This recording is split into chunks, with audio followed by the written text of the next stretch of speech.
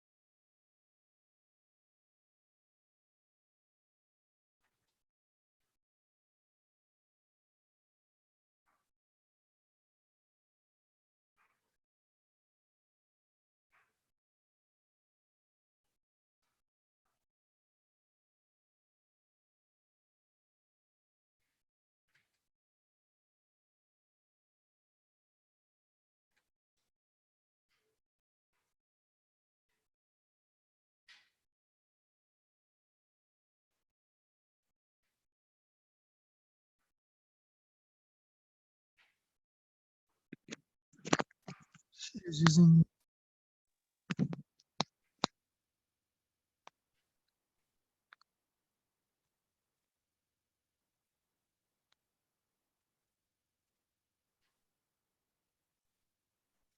Sir, I think so. I just got a notification on the Alexa that usually means the package is in the front of the door. Oh, wait, never mind. No, that's my sister's house.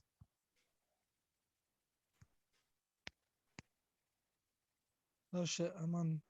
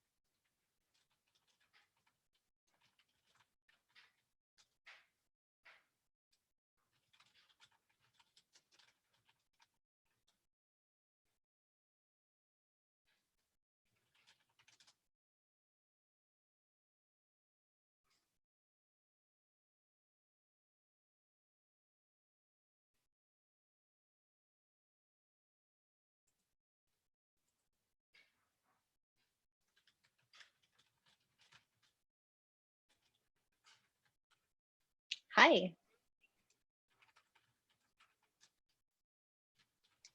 Hello, how are you all doing? See a couple of you who joined. So let's go ahead and mute everyone. Unless there were some questions. Are there some questions maybe about your exam or anything in general?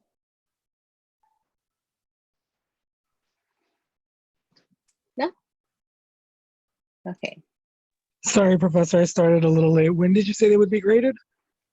Oh, I haven't started grade. I haven't mentioned anything about grading. You just said if there was any exam questions. I'll grade maybe this evening and tomorrow morning. So hopefully by next class meeting you can have your score. And then really quick, you said the homework's going to be from the back from the book, right? Not the math lab? Starting Yeah, from because I'm gonna make Okay. it chalky. Yeah, so for chapter 5, I'm gonna make it so that you do your work from the book, just because I want to see how you work through each one of the proofs instead of just Yeah. being, hey, did you get this answer? And Yeah, I so had you a can little get, bit difficulty doing the graphing part of the math homework on the online, so I wouldn't mind the book. But okay, that was basically it. Everything else is pretty straightforward. Thank you. okay, maybe we'll just switch back and forth depending on what we're working with. We'll see. We'll play it by ear. Sounds good. Thank you. Yeah. All right, before we begin, are there any questions? Any homework questions from 5.1? No, ma'am. No? I actually had a question on the homework. Yeah, what number? Question number 13? 13. All right, on 5.1? Yeah. Okay, let's take a look at that one.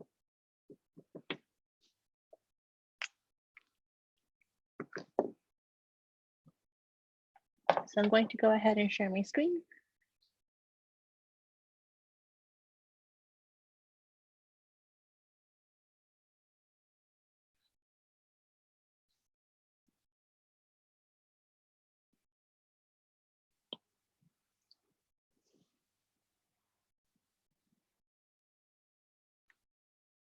Okay, so let's look at 5.1 number 9. 13.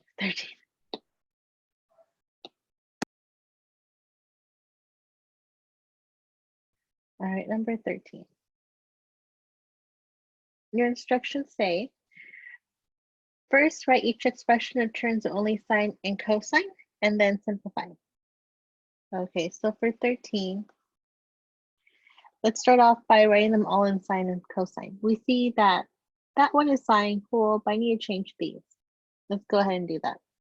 So if we have sine theta times secant is 1 over cosine minus tangent, which is sine over cosine. Sine theta over cosine theta.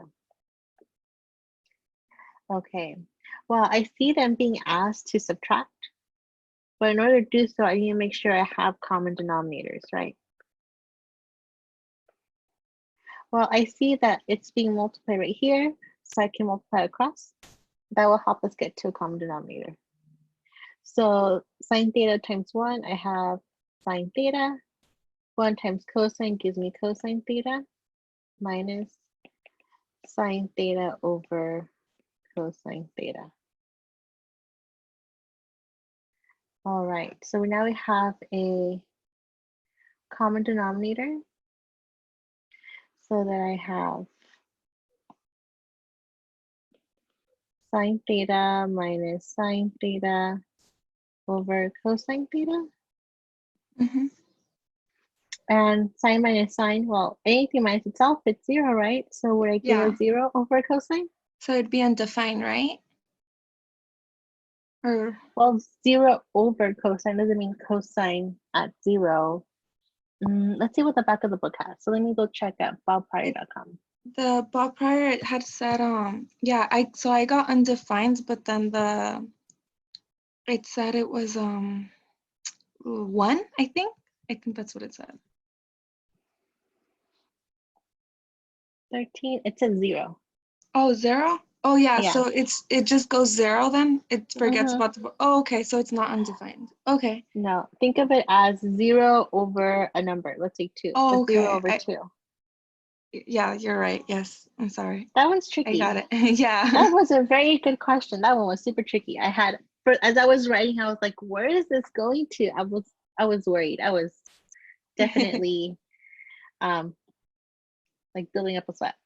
Okay, so that was 13. Any other homework Thank questions you. from 5.1? No worries. Okay, let's continue with 5.2. And chapter 5 is a lot of the same thing for the first couple of sections, and then we'll develop new identities and apply them to even more complex identities. So 5.2 is a bit more of the same stuff. So to recall, we don't have them listed, so just remember those new Pythagorean identities, right? So we have, what are they? Sine squared.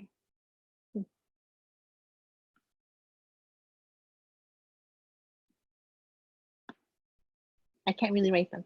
Let's see, sine squared x plus cosine squared x equals 1. And there's 2 more for other 2 pairs of functions, right? So have those handy. As we go through this section, just take a look at, that page from 5.1. And if you like to, maybe just have all of this first part handy, or just have that page with you the whole time, so that you can easily weave through these problems. And hopefully, as you work through the remainder of this chapter, you are able to start maybe kind of memorizing them because you see them so often. All right, let's go ahead and continue with 5.2.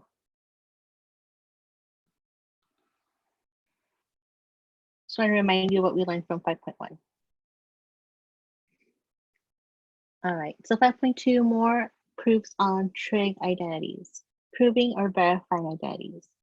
Recall from section 5.1, an identity is set up like an equation, but we do not treat it as an equation. We do not remove terms from one side to the other.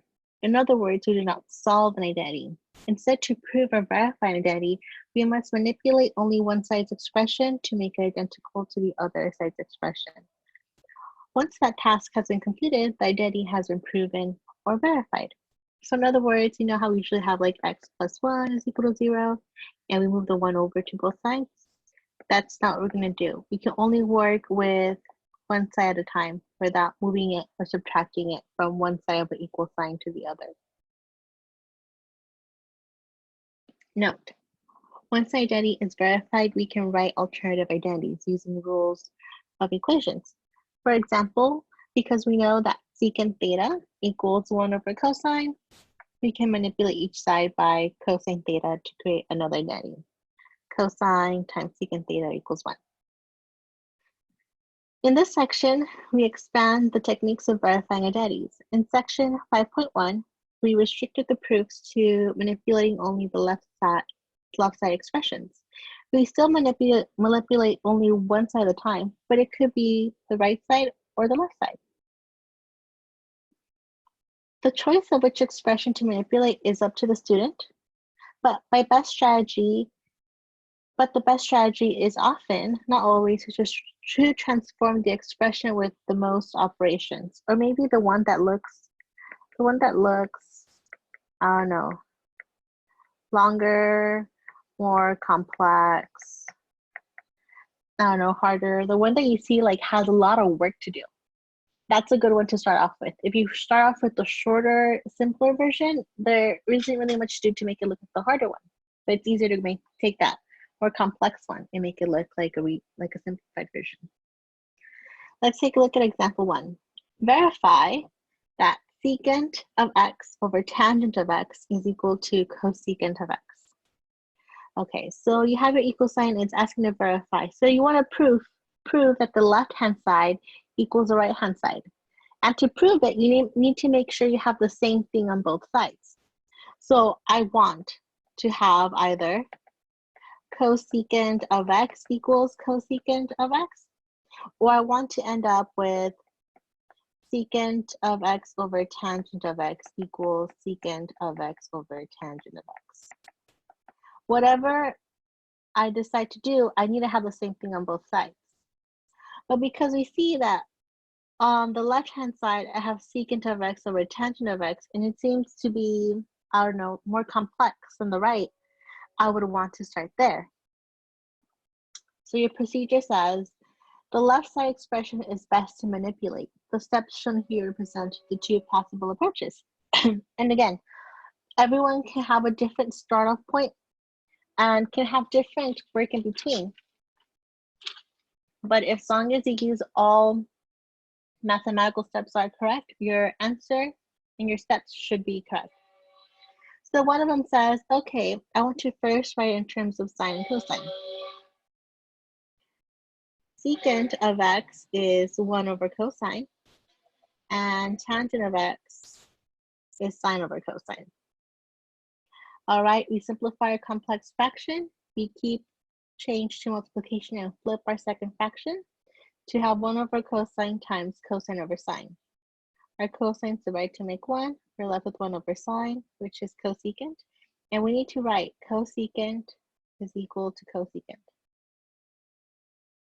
That's one way you could have done it. You could have gone about it a different way and separated your fraction.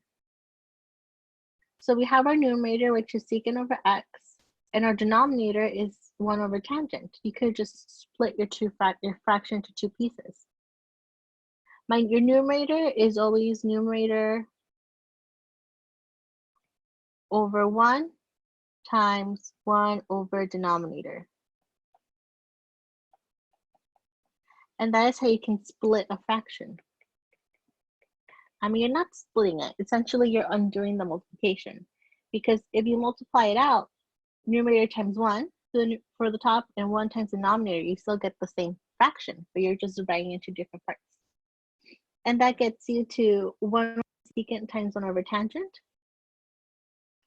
All right, let's go ahead and write it in terms of without fractions. So 1 over secant over 1 is secant, 1 over tangent is cotangent.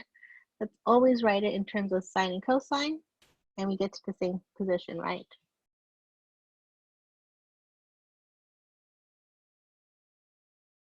Recall from section 5.1 that in this textbook, the verbs prove and verify mean the same thing and are interchangeable. Recall from 5.1 that QED stands for the Latin phrase quod erat demonstratum. Loosely translated, it says that which has to be demonstrated, was to be demonstrated. So let's do in class example 2. All right, there's 2 different ways for us to do it. Let's work through it together. All right, so our question reads, verify that sine of x divided by cosecant of x plus cosine of x over secant of x equals 1. Use the 2 techniques presented in example 1. All right, for the first one, it says, first write the left side in terms of sine and cosine. All right, well, I would have, for the numerator, we just have sine of x. My denominator, cosecant of x, is 1 over sine plus cosine is cosine, so we just write cosine, divided by secant. Secant is 1 over cosine of x. And I want to show that it equals to 1. Okay, let's work with these complex fractions. So remember, it's the same thing as writing sine of x divided by 1 over sine of x. So this gets us to sine of x times, you flip it, so you have sine of x. All right. Plus, remember to work with division. That's a division sign. So I have cosine of x divided by 1 over cosine of x. Remember, you change it to multiplication, you flip your second fraction. So I have cosine of x times cosine of x. All right, let's simplify what we have. I need to multiply sine of x times sine of x. x times x gives us x squared. So this would be sine squared x plus cosine squared x. And your goal is to make sure it equals 1. Okay, well, we're there pretty much. So by Pythagorean identity,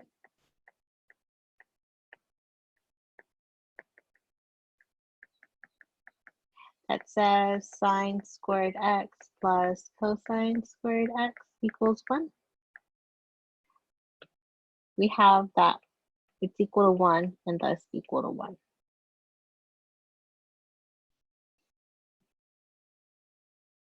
So that's part 1. Starting with sine and cosine. Now we work with part 2. It says first separate each left side fraction. So we want to split our fraction. So taking a look into our first fraction, the sine of x, this would be sine of x times 1 over cosecant of x. And then we take a look at our second fraction, so that we have plus cosine of x times 1 over secant of x. Okay, now let's take the time to rewrite it without the reciprocals. So I have sine of x times 1 over cosecant. That gives us sine of x. Plus cosine of x times 1 over secant. That's cosine. Sine times sine gives us sine squared. Cosine times cosine, so plus cosine squared x. All right, again, by the same identity, we have that it's equal to 1. So we have shown that 1 is equal to 1.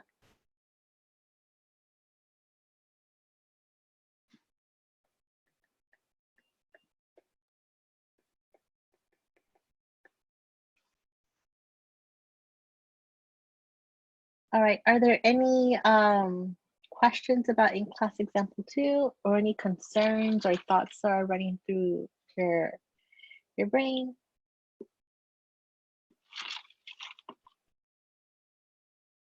These are tricky at first. They do take a lot of practice. So don't sit too much on your homework without trying it. For sure, give it a try so you can come to me with questions on Thursday. Example 3, verify that tangent of x plus cosine of x equals sine of x times secant of x plus cotangent of x. Procedure. The right side expression has more operations, multiplication and addition, and is likely to mismanipulate. So do we see how this one looks like more work to do? So maybe that would be the best one to start off with. Okay, so let's start off with the right-hand side. All right, so let's start off by distributing that sine of x. So I have sine of x times secant of x plus sine of x times cotangent of x. Okay, our next procedure here is to write everything in terms of sine and cosine. So my first one is sine of x, that's fine. Then I have secant of x, which is 1 over cosine, plus sine of x times cotangent of x, which is cosine over sine. All right, let's multiply them together. So I have sine over cosine, and then here my sines divide to make 1, so I'm left with just cosine. All right, sine over cosine is tangent, so we have reached our goal, tangent plus cosine of x.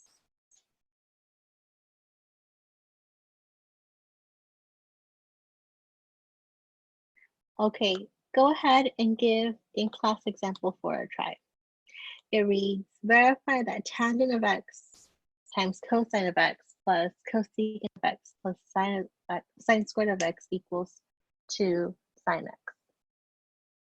I'll give you 2 minutes to give it a try, and then we'll go ahead and see how you are doing. I'll stop you at 2:33.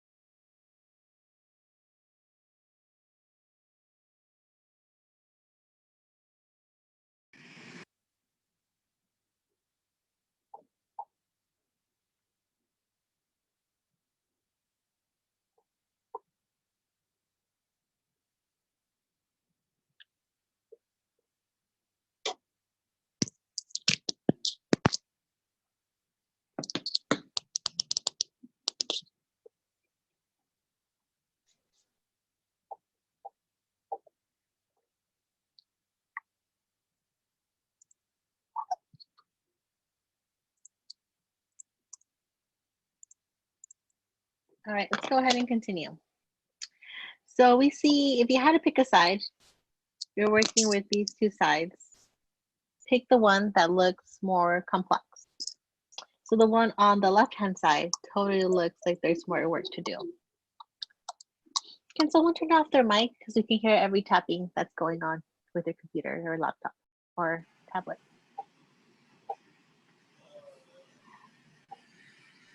All right, so let's go ahead and start off by, I really kind of don't know where to start.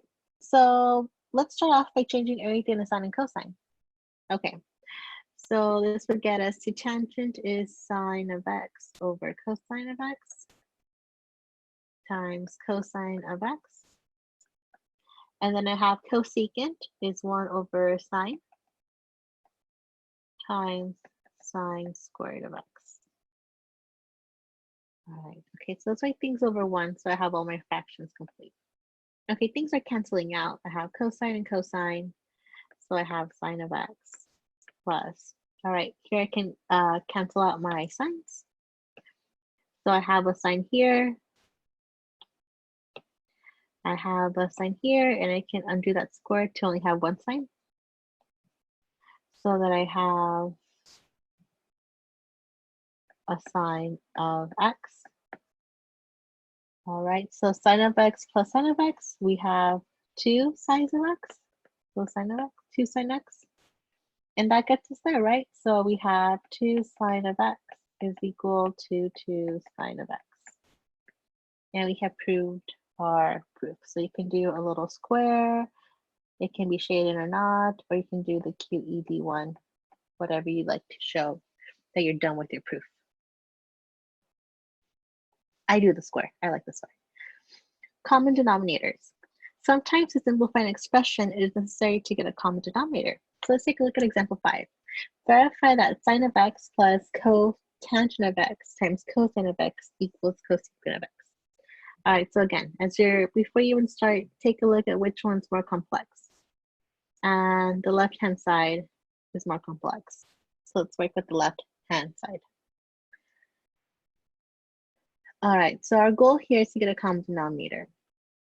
And again, when we don't know what to start, try changing it to everything to terms of sine and cosine, which is what they're doing here.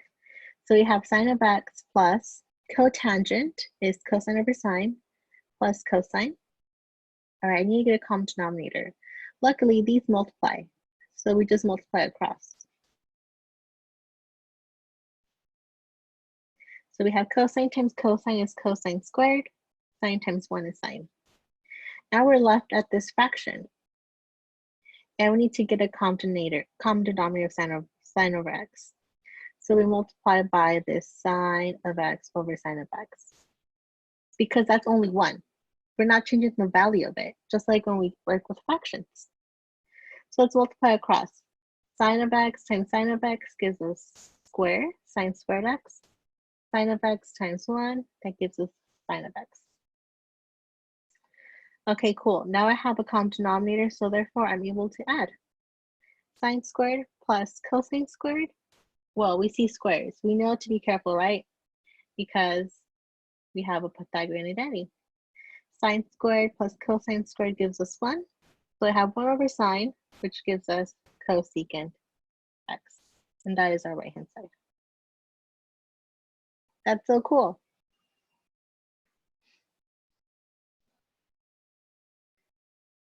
Okay, go ahead and do in class example 6. I'll give you 2 minutes to do both of these sides, side 1 and side 2. All righty. All right.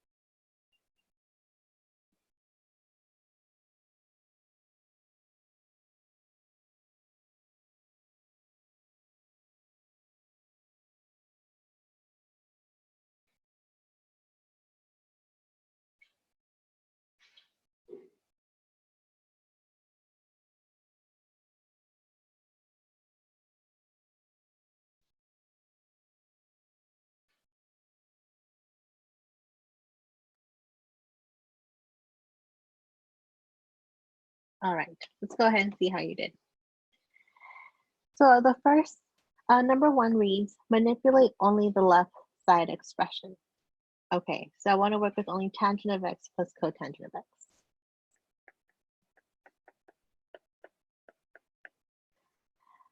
I don't know what to do, how to start. So whenever you think that, okay, I know a good starting point is to change everything in terms of sine and cosine. So tangent would be sine over cosine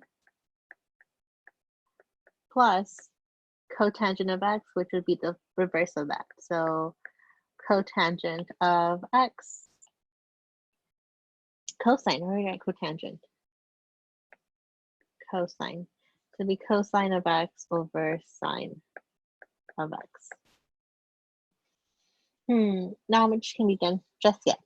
So why don't I try to get a common denominator?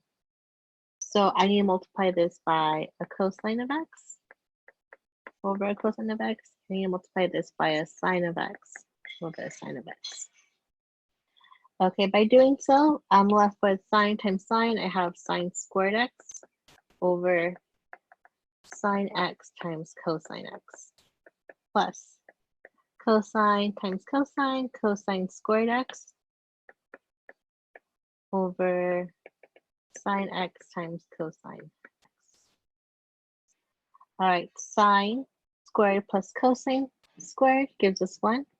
So I have 1 over sine of x times cosine of x. So if I split this fraction, I'm left with 1 over sine of x times 1 over cosine of x. Now I need to make it look like secant times cosecant. So sine would be cosecant of x times cosine would be secant of x. And there we have it. We can just rearrange it to have secant first, secant of x times cosecant of x. And we have proven our proof. Let's take a look at 2. Manipulate only the right side. Okay, so we want to start off with secant of x times cosecant of x. I'm not sure how to start. Let me start off by changing it in terms of sine and cosine. So secant would be 1 over cosine times cosecant would be 1 over sine. All right.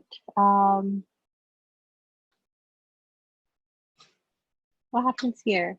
So if I multiply cosine and secant,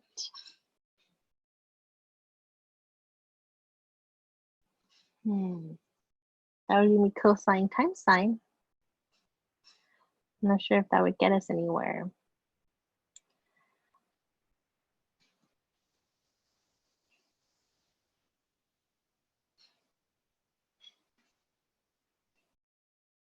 I'm kind of stumped with this one.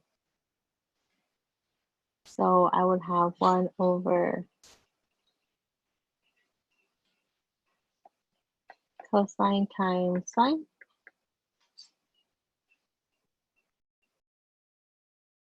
I want to have a plus.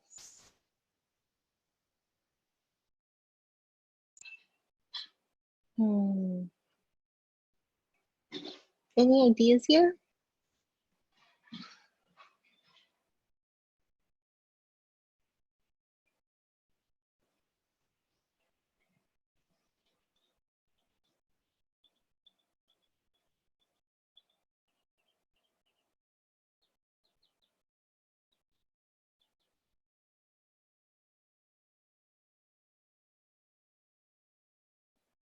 I'm kind of stumped here. So I think we'll just leave that one as is. As long as you have one you can work with, you're fine. I'll get back to you on that one. Let's move forward. Conjugates and difference of squares. So we worked with conjugates before, right? It just means you're gonna take your binomial and you're gonna write one with a plus and the other one has a minus. And difference of squares. Here's a brief reminder about difference of squares and conjugates. A pair of conjugates is two binomials that have identical terms and opposite second terms, such as x plus 5 and x minus 5, or 2y minus 9 and 2y plus 9. In general, a pair of conjugates can be written as a plus b and a minus b. The product multiplication of a pair of conjugates creates a difference of square. So talking about this. So instead of having to FOIL or multiply a times a, and then a times b, and then b times a, and b times b, you know it's going to simplify to only be a squared minus b squared. Next box. The difference of squares can also be factored into a product pair of conjugates. So instead, that's how it ends up factoring. The next 4 examples include steps involving conjugates and the difference of squares. Note, when the left or right side expression contains a square, such as a sine squared x or 1 plus tangent squared, then one of the Pythagorean identities might be used to simplify or transform the expression. Example 7. Verify that cosine to the 4th power minus sine to the 4th power over cosine squared equals 1 minus tangent squared. Procedure. Manipulate the left side expression. The numerator is a form of difference of squares. All right, so take a look at your numerator. We have those 4 powers, but we like to work with those squares. Well, luckily, this also is a form of difference of squares, and that's what we'll start off with. So let's start off with this note. Factor the left side numerator. Note, a to the 4th power minus b to the 4th power is a difference of squares and equals a squared minus b to the 2nd b squared times a squared plus b squared. So here, that would be like our a and our b. And we'll have cosine squared minus sine squared times cosine squared plus sine squared. So we're taking this whole numerator and broke it down to this. And we're using this small example here. All right, well, we know that cosine squared plus sine squared, that's going to equal just 1. So we can get rid of it because it's just multiplying by itself, which is 1, right? So there's no need to write it. So we're left with cosine squared minus sine squared over cosine squared. All right, let's go ahead and split our fraction. So this cosine squared of x is dividing this cosine, and it's also dividing this sine, right? So I can write it as 2 fractions with a subtraction in between. So I have cosine squared over cosine squared minus sine squared over cosine squared. Well, anything divided by itself gives us 1. And for the other one, we're left with what is sine over cosine? That's tangent, and they're both being squared, so that turns into tangent squared x. And that gets us to our right-hand side. So we have proved our function. In example 7, the difference of squares is relatively evident that the left side numerator. In the next example, we create a difference of squares using Pythagorean identity. Example 8. Verify that 1 plus cosine theta equals sine squared theta over 1 minus cosine theta. Procedure. Manipulate the right side expression. Use the Pythagorean identity to write the right side numerator as difference of squares. Okay, so we're working with the right side. And I kind of don't have much to go with, right? I have a sine squared, but I don't have a cosine squared. I have a denominator 1 minus cosine, which kind of looks familiar, but not quite. Well, let's get it all in terms of cosine. I know that the sine squared, I can rephrase my Pythagorean identity to have it as 1 minus cosine squared. And that comes from sine squared plus cosine squared equals 1. If I want to solve for sine, I subtract cosine squared. So I have sine squared equals 1 minus cosine squared. So sine squared is equal to 1 minus cosine squared theta or x, whatever argument you have. Okay, now I have it in terms of cosine. It looks very familiar. The only difference is that square. One has a square, the other one doesn't. So what can we do? Well, we can use difference of squares to help us get closer, because if we look at our answer, we don't want any squares. Okay, so if I need to just bring this down a notch. So I notice that I have difference of squares, right? It says to factor the right side numerator. So that factors to be 1 plus cosine of x or theta times 1 minus cosine of theta. That's our numerator. We took the time to factor it. Okay, now I see I can divide by 1, cosine minus theta divided by cosine minus theta. We're just left with 1 plus cosine theta, which is what we wanted to have. So now I have the right hand side equal to the left hand side. So as you see, each example is getting a bit harder, reminding you of a couple of more ideas to throw into your toolbox of math skills. So from your text, it reads, at times it is possible to create the difference of squares by multiplying a fraction by the conjugate of a numerator or denominator. So whenever you multiply, you have to multiply to the top and bottom, because I don't have equality. I can't multiply the same thing to both sides.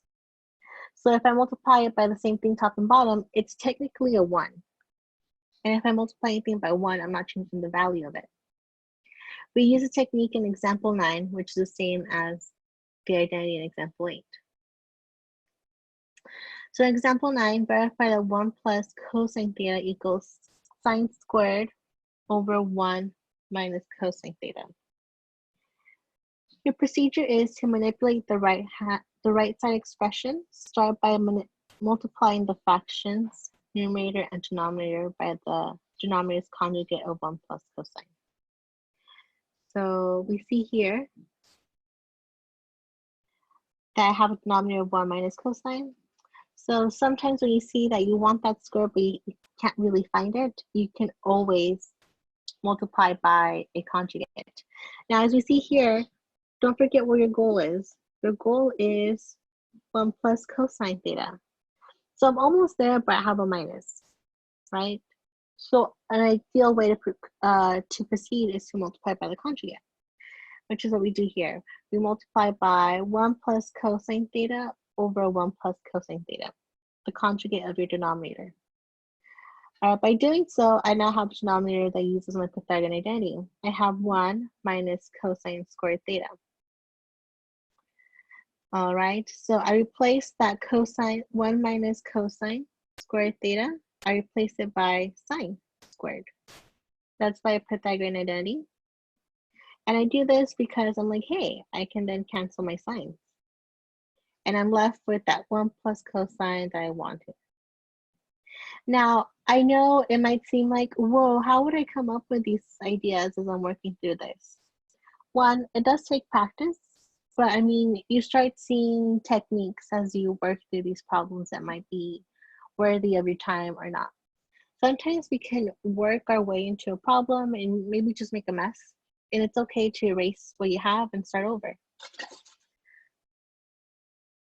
Let's do in class example 10.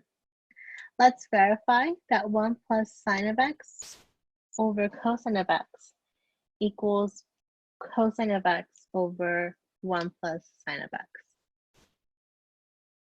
All right, let's solve by working with our right hand side.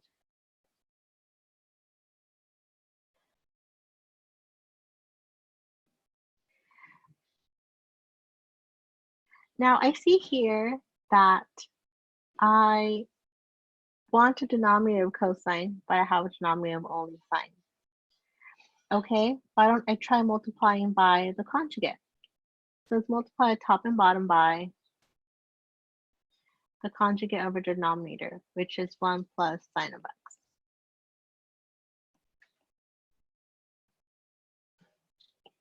Okay, let's multiply.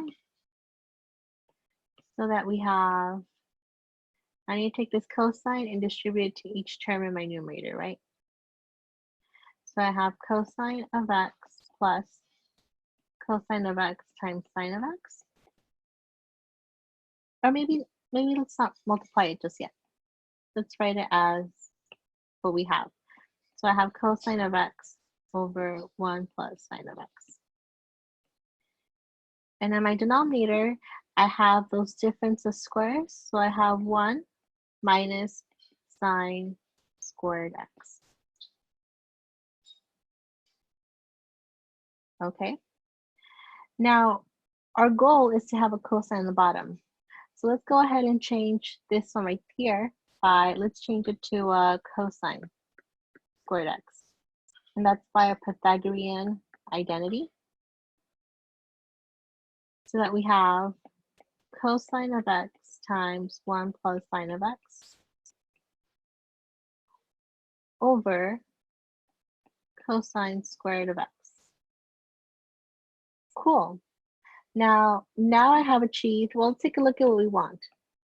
If I take a look at what we were trying to get to, I want to have a cosine in my denominator, and I want to have only a 1 plus sign. So we're almost there. I do have that 1 plus sign, and I have a cosine, but with a square. So we're almost there. I see that cosine of x, that cosine of x divided by that cosine squared, well, this just turns into only a cosine, not a cosine square. And we have a 1 plus sine of x over cosine of x, which is what we wanted, right?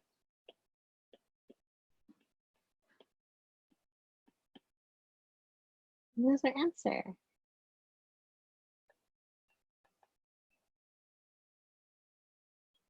Now, if you want to, you could work with your left-hand side. I think here, they're both just as complex. So you could have started with whichever one you wanted.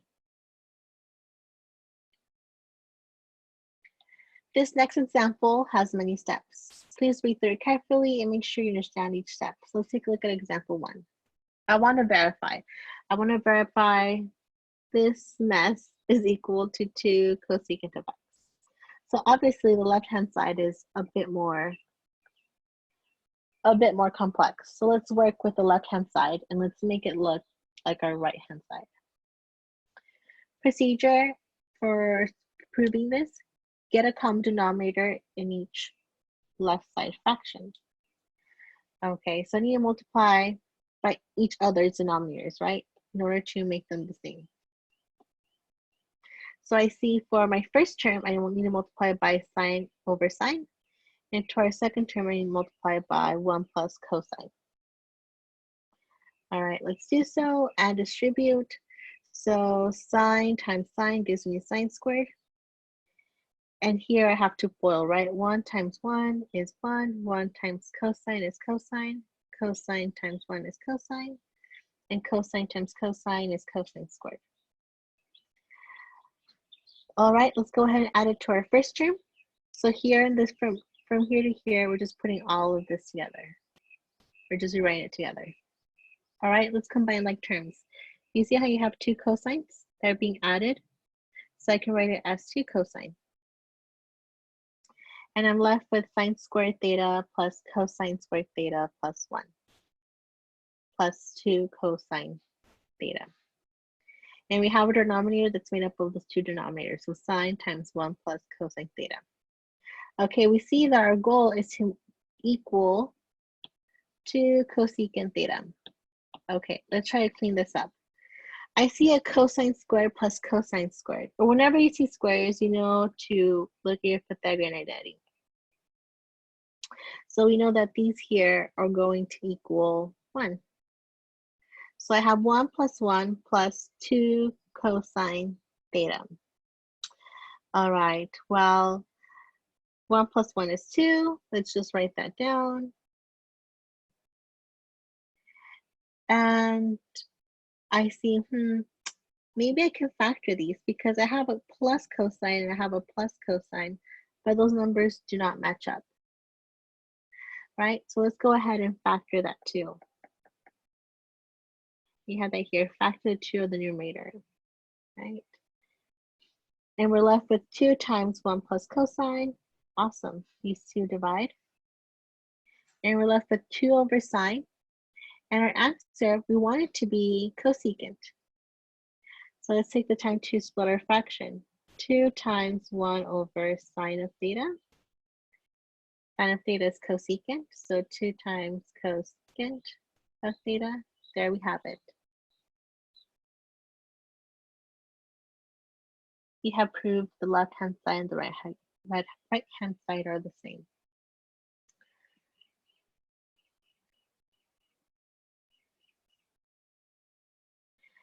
Okay, non-identity equations. I'm going to go ahead and skip this because there are times where they're not equal. So you can go ahead and read this in your own time. And this just says that, hey, some of them are said to be equal, but if you plug in some numbers, like here they plug in a pi, and you get a different, you do not get equality. So it's not an identity. You can't just put 2 random things and say they're equal and say, hey, prove it. Well, in order for you to be able to prove it, it needs to hold true. You're just making sure it does. So it's just warning you that if you find an example that makes it not equal, then it's not true. All right, so that's it for the section for 5.2. Your homework is all odds. And the reason why I make all odds is if I make all of them, it might be too much and discourage you from doing your homework. And if I make it even, you might feel discouraged because you won't know if you're going on the right track. But if I make it all odds, then you have online to check your work. And hopefully you feel more empowered and do your homework. So let's go ahead before we leave, let's do some together. So before we leave, take your text and let's go ahead and do 1. And let's do one that looks super hard. You know what, you can skip the counter example 1. Skip 13 and on. So only 1 through 11. Let's do 11. The homework is 1 through 11. Odd.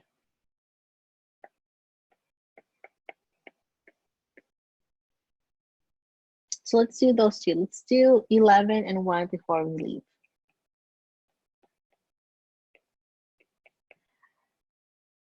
I'll give you 4 minutes, 2 minutes for each one, just to get started, to just give it a good old-fashioned try. And if you get stuck, it's okay. But I want you to see where you get stuck if you get stuck, so you can try to work through that trouble spot. So I'll stop you at 3:06. Go ahead and give those two a try.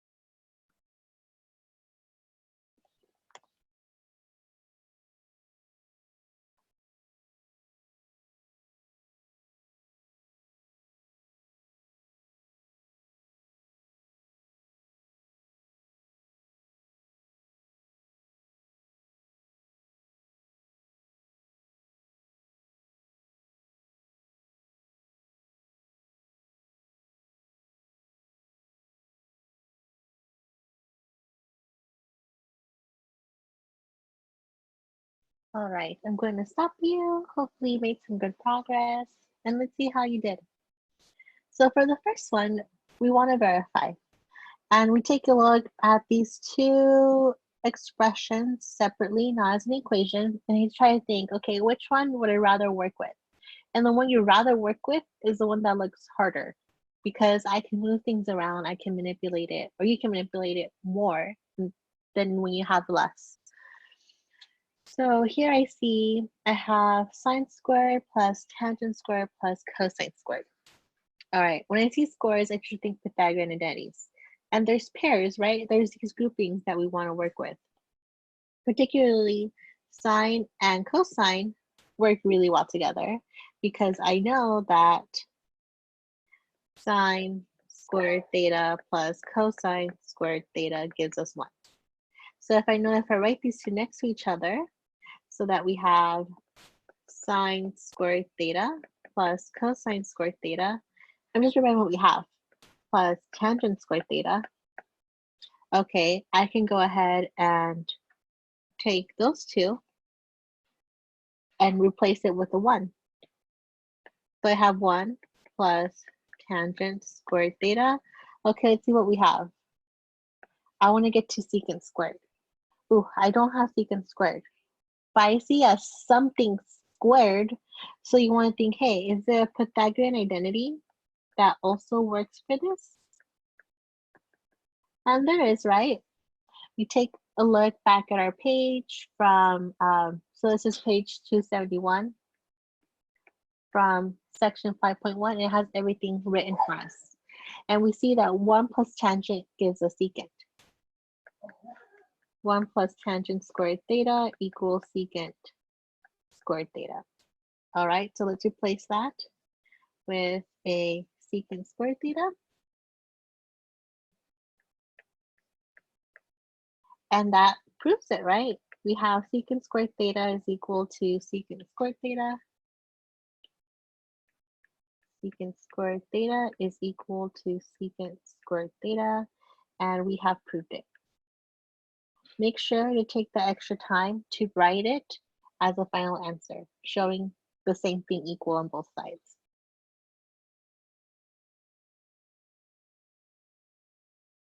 All right, so that was number 1. Let's take a look at number 11. For number 11,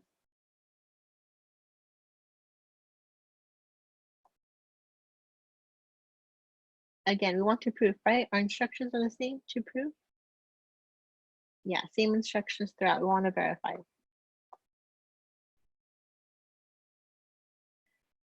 As you're working through this, well, before you start, you're like, which one looks more complex? So I take a look at these, both of these separately. Definitely the left-hand side looks like there's more to do. I don't know where to start. I want to sign the bottom when I have a secant, which is a 1 over cosine. Whenever you're in that position where like, I don't know where to begin, try writing it in terms of sine and cosine. That sometimes is helpful. So tangent is sine over cosine. So sine of x over cosine of x.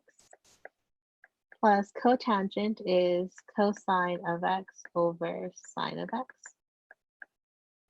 All of which will be divided by secant of x. Secant is 1 over cosine.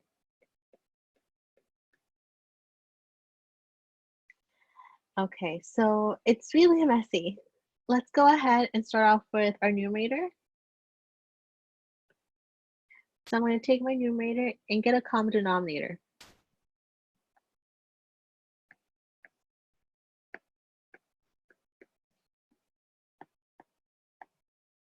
Okay, so therefore I must multiply that first term by a sine over sine.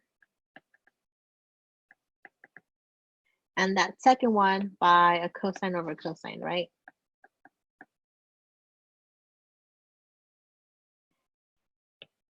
So that we have sine squared x over sine times cosine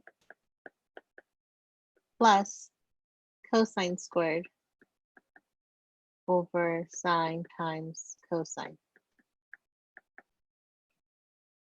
All right, so we have, let's bring it together, sine squared x plus cosine squared x all over sine times cosine. They all have x's. All right, sine squared plus cosine, that gives me a 1. So I have 1 over sine of x times cosine of x. Okay, that was our little side note, so we can work through it a bit more, right? So I have reworked my numerator. My numerator is now 1 over sine of x times cosine of x. And this is all being divided by, that's all being divided by 1 over cosine of x. Okay, I want to get 1 over sine. So there's obviously more work to do, right?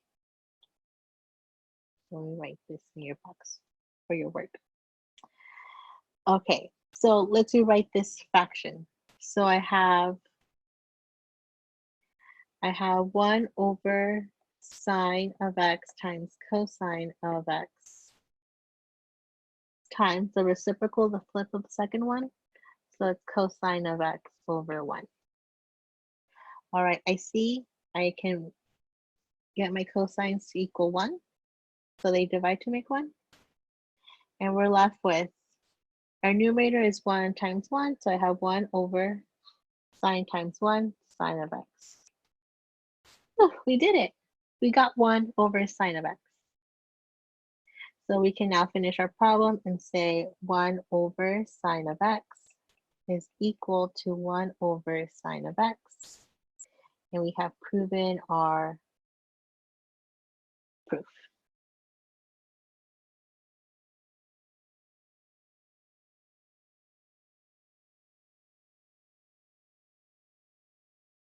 All right.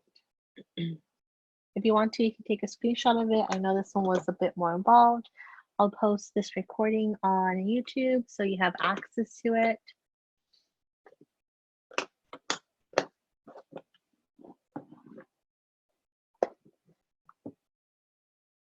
All right, let me stop sharing the screen.